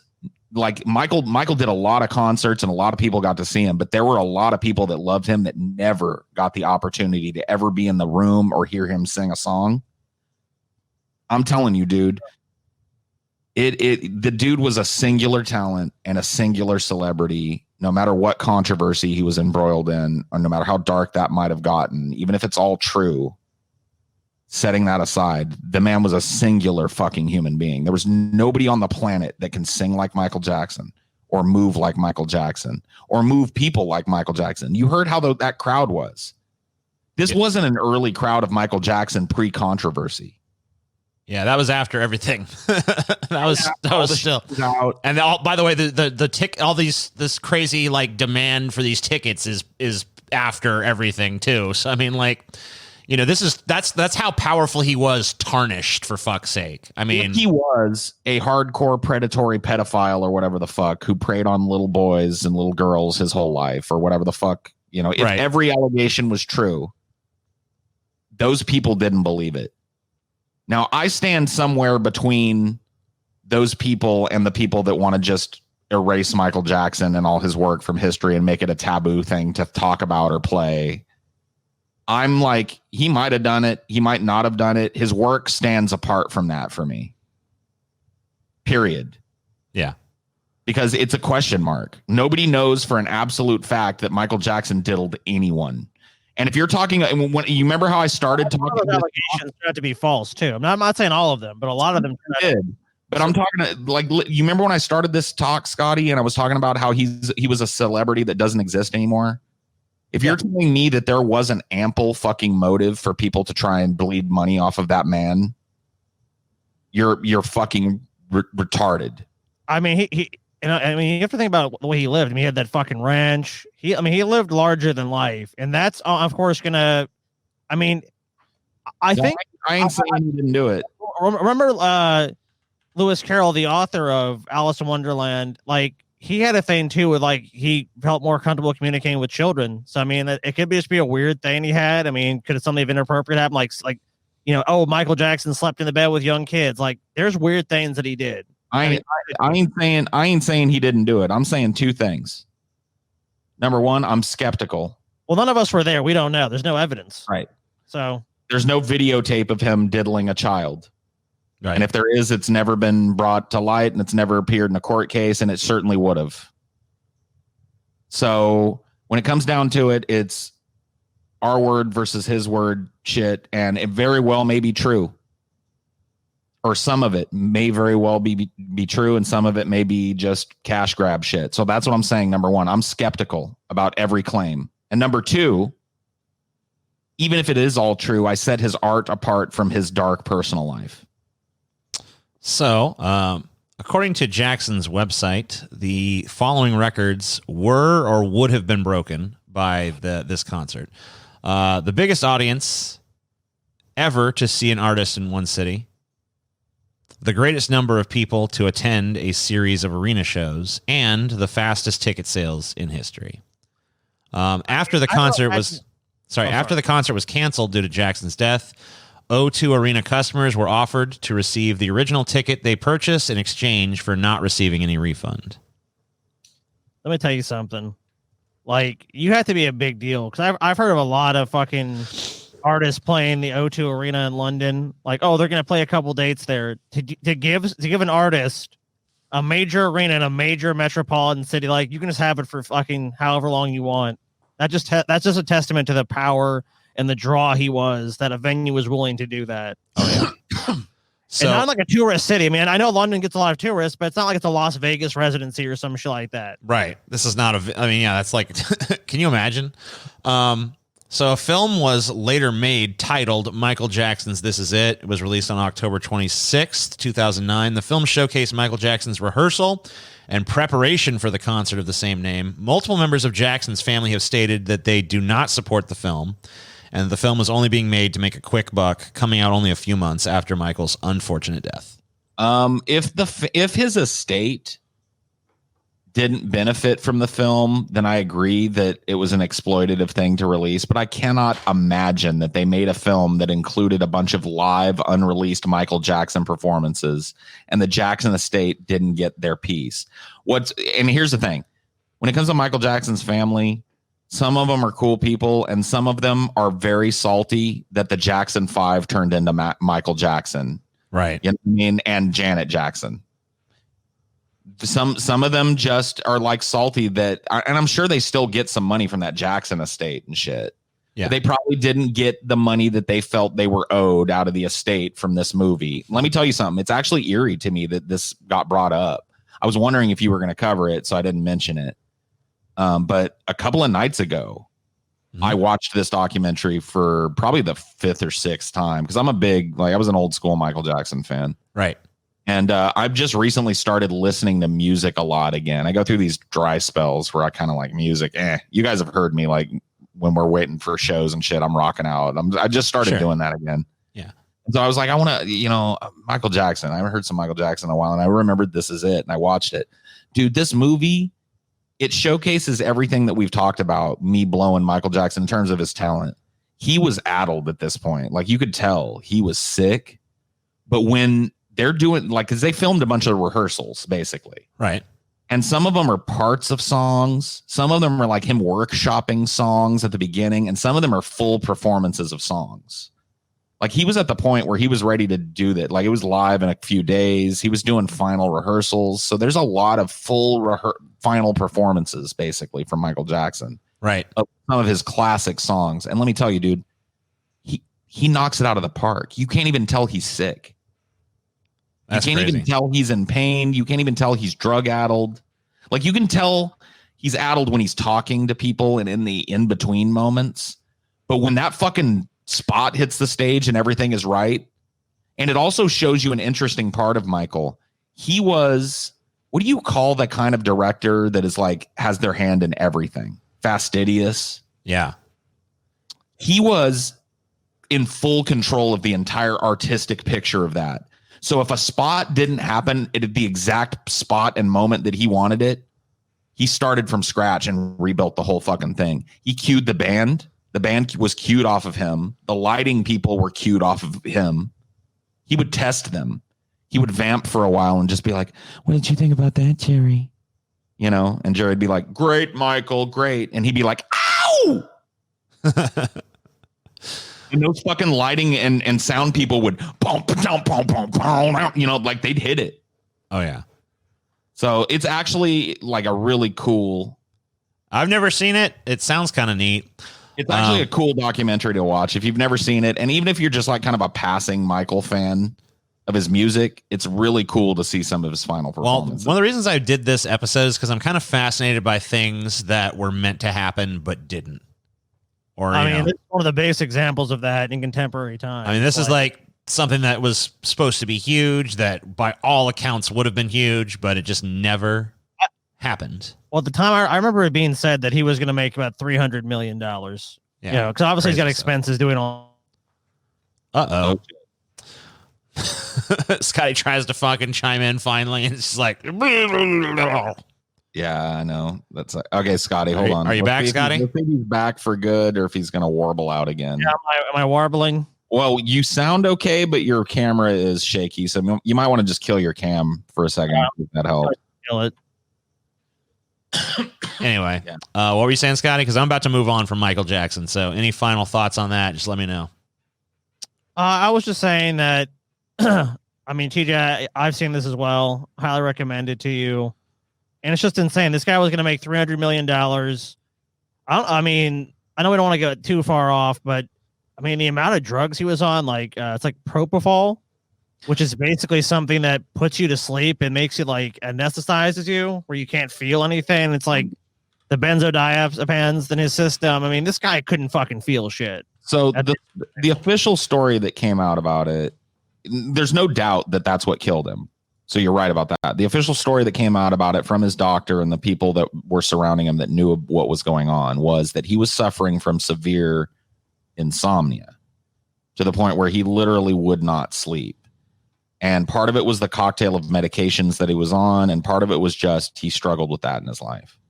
And so that he had commissioned this doctor specifically and was made aware of the risks and told the doctor, I need this because I will not sleep without it. And the doctor was administering it as a treatment for severe chronic clinical insomnia.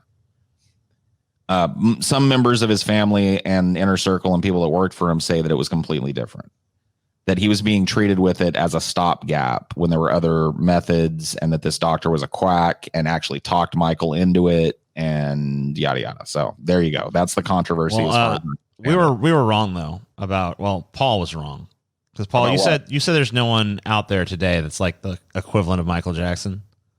Oh yeah. Well, I just did a little news search for Michael Jackson, and one of the first things that popped up was this story letting me know just how wrong you are, dude.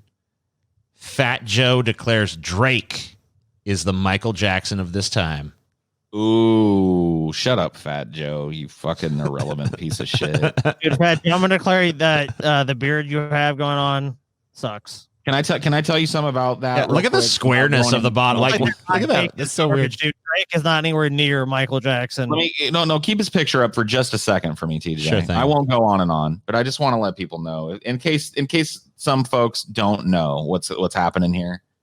Fat Joe is a kind of a rapper that had some hits back in the 90s and early 2000s and had some clout and stuff. And people used to say, man, Fat Joe is the hotness. And then he started dropping bullshit, and he ain't done shit or fuck all worth listening to since. He still releases albums and stuff, but nobody listens because he's lost whatever the spark was, because he turned into an old fat dude that does this weird pencil beard, right? Yeah, this is a pretty weird beard. In the meantime, Drake, who also has kind of a weird beard, is a young hip hop artist in the fucking full flower of his career, who whatever he drops, whether you like him or not, turns into immediate gold. He's drowning in money. He's drowning in hot bitches. He's in the catbird seat, if you know what that means. You've heard that turn of phrase before. Yeah. He's the cat's pajamas right now. And as you can tell, looking at Fat Joe, and I'd bet that this is a picture of Fat Joe that's 4 or 5 or 6 years old from a fucking press event he did. I bet Fat Joe looks even worse now. So that's where that is coming from. Fat Joe is throwing salt at Drake because Drake is hotter than him right now, and he's trying to sniff the throne. And he's doing it by disrespecting the legacy of a man who completely and utterly influenced the entire genre of music that Fat Joe made a fucking $1.00 off of back in the 90s. So fuck Fat Joe. Fuck him. He's a dumb fat motherfucker. Fat no. Eat a big fat dick, Fat Joe. You don't know what the fuck you're talking about, and your clout chasing is obvious to anybody who knows how to spot it. So stop. Stop, brah. All right, we got to move on from Michael Jackson. Although maybe Paul should do an episode on Michael because it sounds like he's got a lot to say. I should. Let me tell you, but I don't want to belabor the Michael Jackson. Let me tell you why I haven't done it, because I've thought about it. Mm-hmm. Because of this accusation shit, and because of the pedophile accusations, and because there's no real answer to that, I think that instead of it being an actual discussion of Michael Jackson's life, which I'm not going to gloss over it. Like, I'm not going to pull an episode on Michael Jackson and just be like, and then he died tragically and he was loved the world over. The end. But I'm also not going to fucking make an episode that, like, the trial of Michael Jackson, and then he finger banged Macaulay Culkin and hypnotized him into telling him that nothing ever happened that was ever even remotely inappropriate. And then you know what I mean? I'm not going to make that episode either. And I'm afraid that the implication of it and the chat will be nothing but that, and the fan reception will be nothing of that. And then it'll be how do you say, Paul? You know what? Here's the problem with what you're doing. You're fortune telling how people are going to react. I think you need to make it, because people don't know half the time what they fucking want. Because you know what, Paul? I think if you give a real, honest appraisal of it, people would appreciate that take, because we've heard the sensationalized, like, what went on in the Neverland Ranch, the dark tales, or like you said, that, you know, the Disney version of Michael's life, where it's like Michael was troubled, but Michael went to heaven. You know, I mean, come on. All right, enough Michael Jackson. Let's talk about some unfinished. It's hard to, you know, when we get on Michael Jackson, it's hard to stop. Yeah. Wonderland Amusement Park, an unfinished theme park in China. So this is Wonderland Amusement Park. This is actually a pilgrimage site for people like me, by the way. Is it?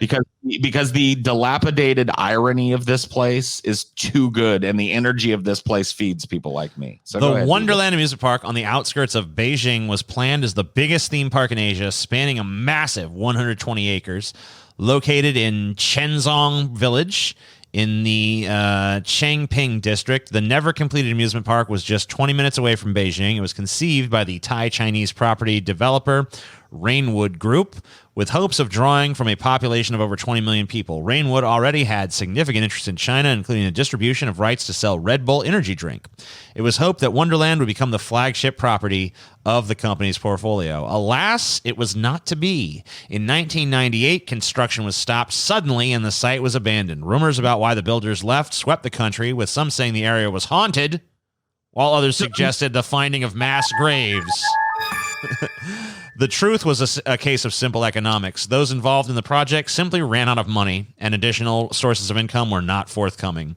Wonderland was left half-built, decaying, and derelict. And, dude, you know, the next paragraph completely answers why it was never finished. The original idea for the park was to create a Disneyland-style theme park for China, and the castle at the center of the theme park is reminiscent of the Sleeping Beauty and Cinderella castles at Disney parks around the world. We got wind of this, and the investors dried up. Let's just be honest. Disney's like, no, not happening, bitch. Yeah, like, look, Disney's got plans for China. You're done.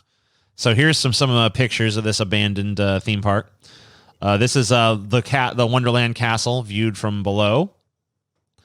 This is a metal shell of an unfinished building. I don't know what this was going to be. Here's some of the, some of the buildings that were externally finished. Basically. Yeah. Look, they just tried to build a Disneyland ripoff. Again, you can see that a lot of the buildings were built but never fitted out or used. Yeah. So there's people kind of like go to it and stuff, and It is. I would love to go to this. I've actually heard about this place. I can't remember where, but I've actually seen like a little mini doc on this place. There's a lot of people out there that are kind of obsessed with abandoned and decrepit places like this. There's another place that might have been cleaned up now, but it used to be called the Pacific Park Palisade. Mm-hmm. and it's in it's like in coastal LA near Venice. Mhm. And it used to be like a dilapidated, like it was like in the 50s and shit, like a little theme park, like a pier type theme park with sky balls and fucking Ferris wheels and a little roller coaster and the whole nine, right? It's a fascinating footnote in Rocket City. Sorry, I'm trying to pause this stupid thing. And then the money and the tourism dried up and it went to decrepit shit. And for a while there, it just sat there on the ocean for like years. For 20, 30 years, it just kind of like rotted in the ocean. Mm-hmm. And I always wanted to go to that place. Now, it may have been cleaned up since. There's a good chance that they finally tore it down. I think I've seen some about that too. I think it has been removed. But yeah, I was actually drove near it once. I actually saw it when I was a kid, because we were in the area going to a beach in Venice, and I saw the old rusted out Pacific Park Palisade. How about Space City, USA? Kill them cams, gentlemen. Oh, shit. All right. This is an abandoned theme park called Space City, USA. Huntsville's lost theme park. It's a fascinating footnote in Rocket City history. At the height of the space race, while Huntsville was focused on putting men on the moon, a group of local investors came up with the idea to build a Disneyland-style theme park here called Space City, USA. Construction began in 1964, just a long fly ball from where Town Madison is being built right now. And some of it is still there. The headlines hyped its arrival. Alabama's answer to Disneyland, a Space City playground, a multi-million-dollar theme park, turning Alabama into a traveler's mecca. The park would have been in all of this area here. Beautiful area. Our time-traveling guide is Lance George, a collector of Huntsville historic memorabilia and the local authority on Space City, USA, the never land that would never be opened. We are looking at part of the railroad that circled the park and went to the park. This property is now the Edgewater neighborhood off Zert Road. Manicured lawns, walking trails, and fishing holes on Lady Ann Lake. And it stretched all around here, so everything we're looking at would have been different lands of the park. Correct. People now enjoy a stroll along what was once the bed of the steam train attraction. And that's just one of the lost clues to this property's past. Just up a hill outside the clubhouse, there's a mysterious curving sidewalk to nowhere hidden in the trees. And this is it? The caveman ride. This is part of the track foundation for that ride. A check of an original map of the park shows this attraction was part of, appropriately, the Lost World land. How many people know this is even here? Not many people. Not many people. Space City, USA was the brainchild of local businessman Hubert Mitchell, a space-themed amusement park built in the shadow of Redstone Arsenal, where hardware for real space travel was being developed. He recognized America's fast-growing fascination with all things space-related, and he was also impressed by the success of another theme park pioneer in California. Everyone's just like, we got to fucking make some of this Disney money. Hi, guys. I'm still watching, even from inside the content you use. Oh, God. All right. Hey, Mickey. How you doing? Go ahead, press play, TJ. I'm only here for a brief moment. Just wanted to say, what up, or whatever. Bye. Okay. Bye, Mickey. He liked what Disney was doing, and I think he wanted his own special part of it. In fact, the similarities to Disneyland are striking. You wanted Space that City, Disney USA would be fucking the money. first theme park in the Southeast. Plans included shops, restaurants, a 10-story hotel, and more than 20 attractions, from a flying saucer. Let me guess. They ran out of money. There was just one problem. Yeah, I have. In Huntsville, Alabama, and no one wanted to go to Huntsville, Alabama. Can I have a question? Sure. Real quick. Yeah. It's actually a two-part question, so just give me a sec. Okay. Is this Chris Hansen that we're looking at here? I don't know.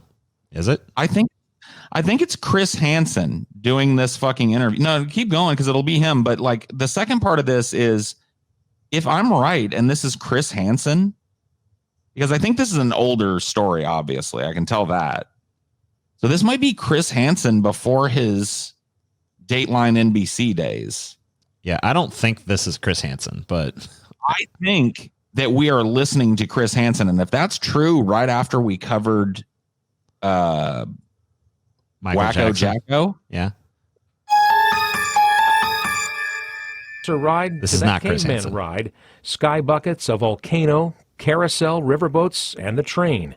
The owners sold stock to raise money, shooting for a May 1965 opening. The train was put up, the volcano was under construction, some of the little old west towns were actually completed. This theme park was scheduled to open in the mid-1960s. Yeah, that is not Chris Hansen. That is some dude named Dan Schaefer. It's me, Dan Schaefer here. This is Chris Hansen with slight makeup on to give him higher cheekbones under the alias of Dan Schaefer. Okay. Just about the same time Walt Disney was developing his Florida project, Walt Disney World, down in Orlando. Needless to say, despite his interest in space, Disney was not a fan of the competition. He would make occasionally a trip to the Redstone Arsenal area and did not officially make any visits out here, but we're sure his people were out here. Disney was not a big fan of this park. When the day arrives for Yeah, no shit. construction to begin, Can I tell you this, dude? Yeah. That dude is doing his hardest attempt at a Hansen impersonation. That cadence is trademark Chris Hansen. I just think that Chris Hansen and a lot of these other news broadcaster guys have a pretty generic demeanor and voice. I mean, they do have a baseline, but every true newsman has his own cadence. It's known. Yeah. And despite what Chris Hansen may have gone through financially and crazily recently, at this point, at some point, he was a true newsman and he had a cadence, man, that was specifically him. And this fucking hack from Texas doing this public interest piece that we're watching, trying to rip Chris Hansen off and fly under the radar because he's beneath Chris Hansen's notice. Disney already had the world's most notable rocket scientist working for him. And Werner von Braun was the one man whose support might have helped get Space City off the ground. Then about a third of the way into construction, the park went belly up. Costs were, pardon the pun, astronomical. Of course they were. I mean, like, listen to how ambitious it was. Walt Disney sent his people out there yet again. Suddenly, belly up. Fortunately for little 9-year-old Haley, she doesn't exist. And unfortunately for Thrustmaster 69, who does exist, is a group of internet activists called Perverted Justice. Whoa. You're not even going to tie Space City into it. You could at least be like that he offered to meet her at Space City or something, you know? Tonight's sting is being done. Space City. Tonight's sting is being done in the heartland of Texas, Huntsville, at an old grounds known as Well, that's City, Alabama, USA. actually, but okay. I can tell Paul is not listening to any of the content. He's just like, that voice sounds like Chris Hansen. What can I do with that? You have to understand Paul's geographic. It's in count Texas. as well. It's not in Texas. It's in fucking Alabama. I can't help it, dude. In the heart of Canada. It's like, okay. Can't help it, dude. I'm just built this way. I can only be what I am. Located in a quaint, remote region of southeast China. Unfortunately, this once happy place will be the site of some dirty deeds tonight as we investigate men trying to meet children for sex online on tonight's To Catch a Predator, Huntsville edition. There you go. The dream of Space City, USA proved out of this world. Everything out here was sold off. Fuck these puns, This dude. sign that was outside. City appeared out of this world. The theme of Space City proved out of this world as we captured more than 45 alleged pedophiles seeking children for sex in a sting that has to be seen to be believed on this episode of To Catch a Predator. The park's construction trailer was found in a barn in Georgia just a couple of years ago. George brought it back to the Rocket City. But it's really neat to actually look and see and feel a piece of Space City, USA history. Amazing. Little did I know at the time, that man was seeking... Never mind. I don't think you should go that way, man. I don't think you should do that. It would have been a funny joke, but it would have also implicated a completely innocent man in pedophilia. Yeah, I don't know that. Probably not. Yeah, I may want to back down from that. God, that one, Paul. Paul, stand alone. It's like Fuck adult constraint. Fuck consideration for other people's feelings and lives, man, because it just prevents all the funny. Poor Paul. Poor Paul. Even dude. Teddy Roosevelt thinks even old Teddy's like, good one, Paul. You should have done it, dude. Teddy Roosevelt shaking his fucking you. Dude, Teddy's like, that was some funny shit there, Paul. ghost of Teddy Roosevelt in the room with me going, I think you should have went with the joke, old boy. It would have been bully. Anyway. So in this case, what was not finished was the assassination attempt on this guy. Someone tried their damnedest to assassinate old Teddy Roosevelt here and just couldn't quite pull it off. So the 1912 presidential election was a huge election featuring 3 presidents, including Woodrow Wilson, William Howard Taft, and Theodore Roosevelt. On October 12th, 1912, while Roosevelt was campaigning for the Progressive Bull Moose Party in Milwaukee, Wisconsin, a crazed man attempted to assassinate him. This is John Fleming Schrank. Probably trying to kill people just because of his name. Why do they always have 3 names? I don't know. He was a Bavarian-born saloon keeper of New York who had been stalking Roosevelt for several weeks before attempting to kill him. Let me guess. Anarchist? Roosevelt was the I don't know, let's find out. Was the Gilpatrick Hotel at the Gilpatrick Hotel at a dinner provided by the hotel's owner, who was a supporter of his. He was scheduled to make a speech up the road at the Milwaukee Auditorium. After finishing his meal, Roosevelt left the hotel to enter an open car. Roosevelt stopped to acknowledge the cheering crowd outside when Schrank, who had followed Roosevelt all the way from New Orleans, acted. Oh, shit. This is his revolver. Schrank revolver, dude. Yep. Bought right here in Here's beautiful an New Orleans. artist depiction here. Schrank shot Roosevelt in the chest with a .38 caliber pistol. As mass chaos ensued, Elbert Martin, one of Roosevelt's secretaries, an ex-football player, leaped from the vehicle and delivered a shoulder block tackle, known more commonly in professional wrestling as the spear, to Schrank. Ooh. Elbert proceeded to take away his gun. A.O. Girard, a former Rough Rider / Roosevelt bodyguard, along with the police, took him down. The crowd went into a frenzy, yelling, "Kill him and hang him." A lynching was about to take place by the angry mob that surrounded Schrank. Many members of the crowd began to beat the shit out of him. Roosevelt got up and smiled, turned to his aide, Harry Chochums, exclaiming, "He pinked me, Harry." Roosevelt, seeing what was happening in the crowd, yelled, "Don't hurt him. Bring him here. I want to see him." The mob proceeded to bring Schrank before Roosevelt. Roosevelt asked, "What did you do it for?" As he held the man's head, trying to see if he recognized him. Getting no response, Roosevelt said, "Oh, what's the use? Turn him over to the police." As police held... Roosevelt's a fucking pretty badass dude. No use. Let's go on. It's like, "Don't hurt him. Bring him before me. Why'd you do it, son?" Badass. Like, think about this.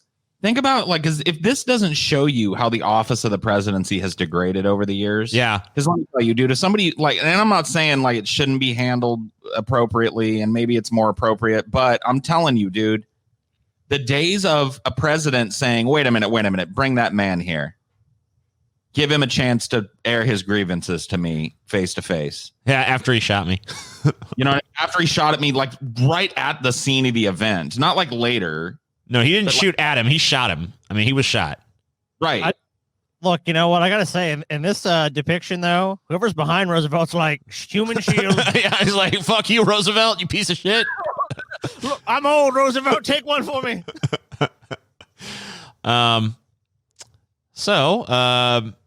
Roosevelt asked, "What did you do it for?" Yeah, okay, we already did that.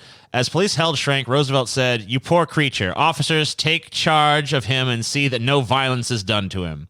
The police took Schrank away as the mob booed and threw things at him. Roosevelt gave the crowd a smile, wave, tip of his hat before leaving to deliver his speech. He spoke for 84 minutes before leaving to receive medical attention for the gunshot wound.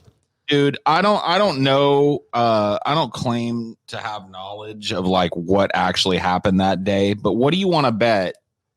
and maybe I'm wrong about this. Maybe I'm misinterpreting Teddy Roosevelt, but what do you want to bet when he told the officers, make sure no violence is done with him? It was followed by a very distinct.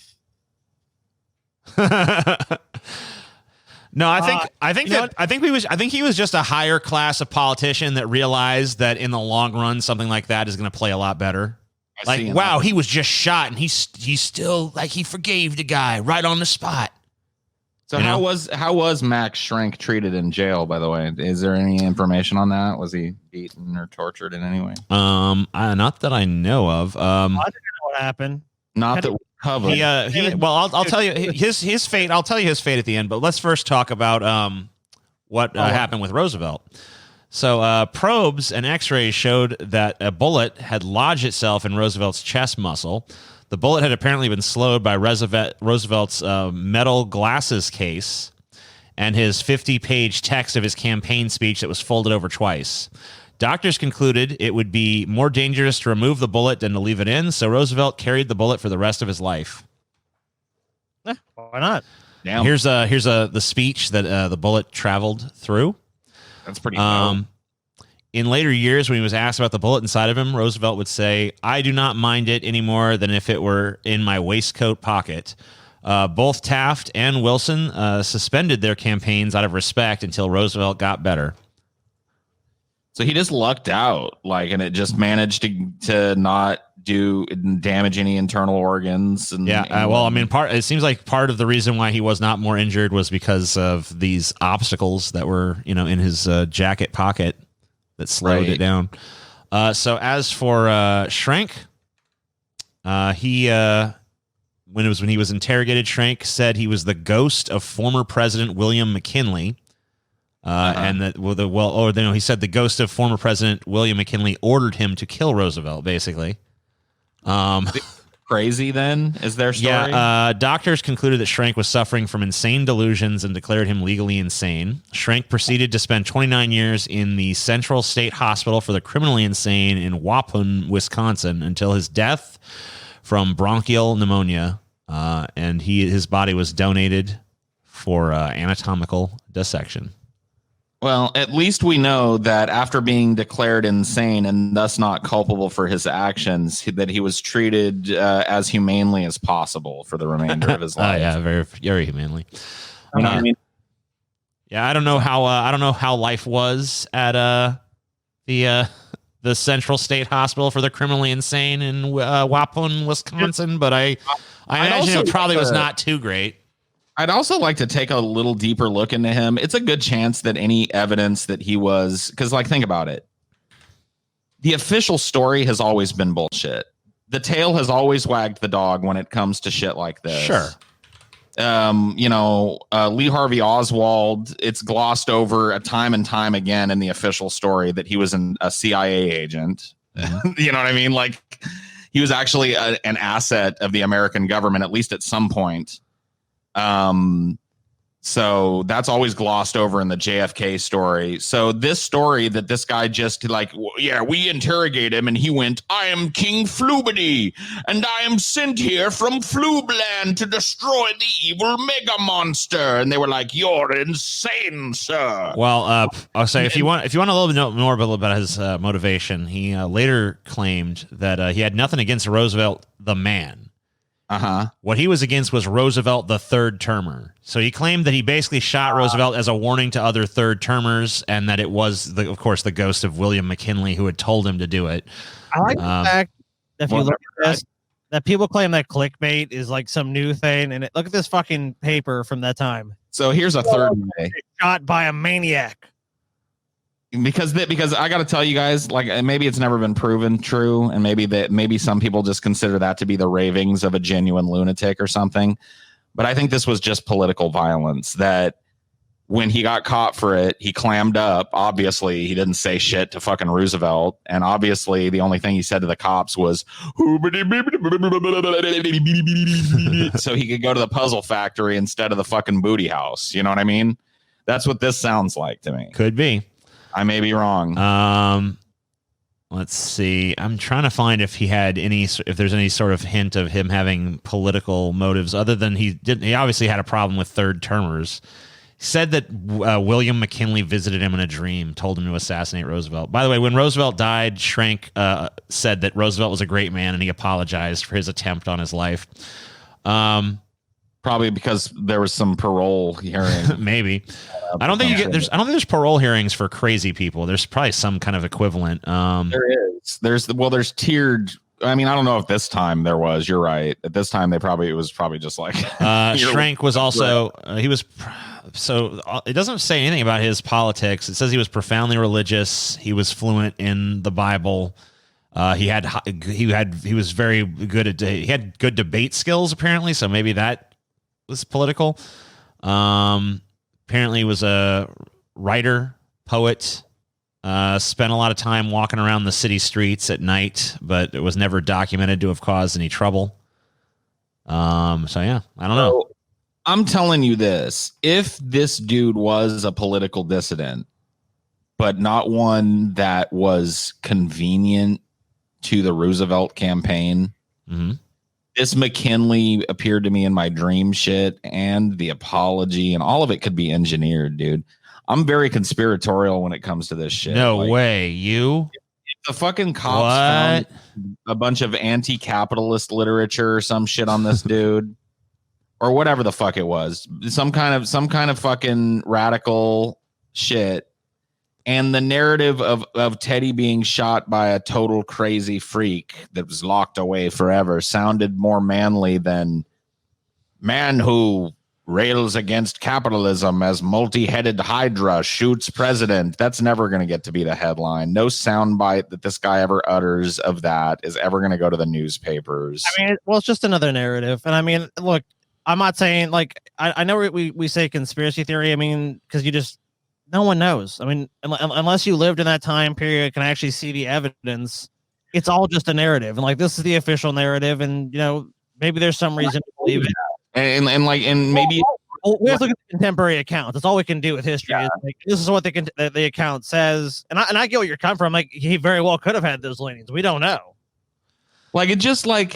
It just seems like a dude that's able to get close enough to a now this has happened. The security, I don't think security was taken as seriously back then. I don't think it was like, I mean, obviously he had bodyguards and shit, but it was like there was no secret service, or maybe there was. I'm not sure. I mean, you're right about that. I mean, like it's been taken more and more seriously as time has gone on, and this would have been made impossible. But like, just the narrative bothers me. Like the narrative of a guy that was just totally fucking Looney Tunes that just was like, I shoot president.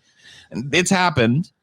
I mean, like, let's remember that Reagan was shot by someone who was trying to impress Jodie Foster. So, I mean, there was an attempted assassination on Nixon by a guy whose name I forget, but I actually did a monologue of his, of a character that is supposed to be him in a show by Stephen Sondheim called Assassins, way back when on YouTube. I remember that was the first video I think that TJ ever commented on of mine. I think you remember what you're talking about, dude. We need to do an episode on assassins because it really is a fascinating topic. I mean, like, this is the official narrative. There's conspiracies around it. Because I mean, there's conspiracies going back to like ancient assassinations. So who the fuck knows? I mean, that guy, in addition to being crazy, his motivation was like, look, the fucking Democrats and Republicans are basically the same thing, and Nixon is just another fucking example of another motherfucking piece of shit that's gonna bleed America dry. And there's only one thing I can do as a person who knows this. I'm going to fucking kill him. And so he went to the airport where he knew Nixon was going to be boarding a plane. And he actually made it as far as the plane that Nixon was going to be boarding and onto that. And he killed a couple of people in that plane or wounded them. I can't remember which. And then he killed himself. So he never actually got a shot at Nixon. Nixon wasn't even in the area yet. But his intent was clear. You know what I mean? Yeah, I think that's why now with presidents, especially like Trump, they have to have massive levels of security because there's a million crazy people that would love to fucking do that to Trump. It's just there's the amount of Obama, anyone who's in power, any president. Like, you don't think Obama the same way? Like, a ton of threats. I mean, why? Like, racially motivated ones too. That's why, and not to go too far afield, but just real quick, that's why now presidents, wherever they go, it costs $1 billion, not $1 billion, but that's hyperbole, but it costs a lot of money for the president to travel anywhere, because wherever they go, there is this impenetrable web of defense that surrounds them for miles around in every direction. There are people on buildings watching traffic, watching for suspicious activity, fucking blocks away from wherever the president's going, hours before he gets there, ready to go. There are people all along the route. The people on the route are fucking the most hardened ass Navy SEAL motherfuckers that can be found on the planet, that would literally jump in front of a fucking dragon if it was jumped down and started breathing fire at the president. You know what I mean? Like, they are literally like, presidents are treated like more like a commodity now that's extremely precious. Like they're a load of fucking like diamond dust or something that's being moved. You know, that's not what I think Trump's a load of, but okay. You know, maybe not a lot of diamond dust, but Paul, that's how he's treated, not what he is. Yeah, of course. It doesn't matter. Yeah, he's actually a golden turd. TJ, how about he's a golden turd? He's a load of bullshit, but that doesn't matter. He's treated like he's fucking the most precious thing on the fucking planet by some of the most highly trained and technologically equipped people on the planet. You know what I mean? So this type of shit just doesn't happen anymore. Like you remember there was that guy that almost got up on stage with Trump. Yeah. Oh yeah, at that rally. Yeah. Did a gun go off in that? I don't think so. No, I don't believe. I believe it was like a false alarm or something. Or he was just trying to run up on stage with like a sign or something. Yeah, it was some shit like that. It was like he was trying to, and then like he was surrounded in about 2 seconds. So. He never made it within fucking 20 feet of the president. He just got tackled trying to get up on the stage by a bunch of burly fuck. Anyway, whatever. I'm just rambling. Go ahead, TJ. Oh no, that's pretty much it. That's it. Oh, cool. So I can ramble. That wraps it up. So you can ramble all you want. Sing your song. I've actually gotten a couple of pretty good show ideas from your show tonight, TJ, which is actually not usual. Like, shows usually kind of come out of the ether for me that's somewhere that's not connected with the show because I'm trying to do different shows. But your show was cool tonight because it covered a topic that was broad, that had a bunch of subtopics that we covered very briefly that could be their own shows. Oh yeah. For me, it was Assassins and Michael Jackson are the ones that really like pinged in my head as like, ooh. So you just need to do an episode called "The Assassination of Michael Jackson," where you talk about how he was secretly killed. Ooh, a double episode. I see. That's the thing. Here's the thing. I think at least the Michael Jackson episode needs a full fucking thing. Dude, if Jeffrey Dahmer got a full episode, Michael Jackson, the king. Michael Jackson deserves a full episode. Yeah. And I mean, look, dude, it's not like his life isn't rife with intrigue and controversy, even not the fucking allegations. Yeah, and take that part out, even, dude. Yeah, I mean, like even if you remove that entirely, there's still like a bunch of other, like the plastic surgeries and, you know. I'm sitting here and I'm scratching my big old beard and I'm thinking about that. So thank you for that, TJ. And it was a cool episode. All right. I don't know if anybody's got anything else to say about it, but I'm done. It was great. Thanks, TJ. So my main thing is just, this is one that could just go on and on forever. I mean, there's tons of stuff that's been started that hasn't been finished. The books were kind of hard for some reason, but movies, as far as movies go, they're unfinished movies are a dime a dozen. There's so many projects that have been developed to some point or another. The Marilyn Monroe was kind of unique in that so much of that movie was actually shot, and then it was not, it ultimately never happened because once she was dead, it's like, what are you going to do, Yeah, just replace Marilyn Monroe. But it's kind of a shame that movie didn't happen because it seems like it could have been a fucking classic. I mean, especially Dean Martin and Marilyn Monroe, and it's a shame. A lot of the books and movies and stuff, and the kind of artistic work that you mentioned, the paintings, and fuck the wife of Robert Louis Stevenson. Even though that wasn't even part of the episode, it was kind of an impromptu thing that I just brought up. Yeah, but still. But you know what? I gotta hand it to her. For one thing, TJ. Oh yeah, gave him a lot of cocaine, and that's always. Yeah. Oh, dude. I don't know. Hey, Scotty, I don't know. If you want to pitch your movie, you can go ahead and do it. That might be a cool ending.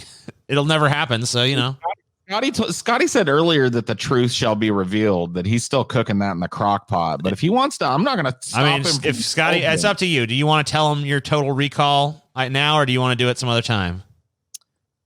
No, TJ. I do not want to reveal it right now. All right. Well, then that's the end of the episode, and we'll see you guys later. Bye. Peace. bitches. Deep fat fried.